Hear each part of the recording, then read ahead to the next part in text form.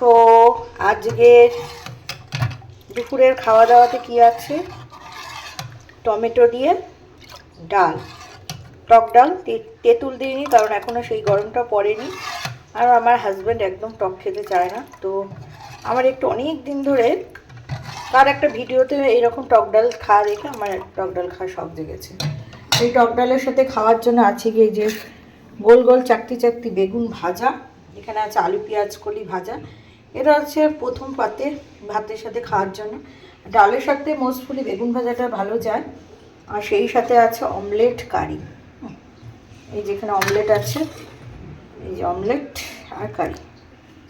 আর একটা আছে show stopper, সেটা এখনও বানানো হয়নি, সেটা বানানো হলে দেওয়া। বলছিলাম একটা জিনিস তৈরি হচ্ছে, সেটা কি? সেটা আর কিছুই না, কচু বাটা।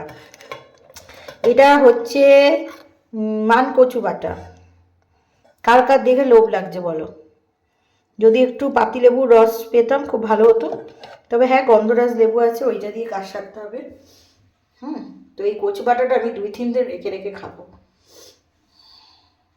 তো চলো এখানেই শেষ করছি আজকের ভিডিওটা।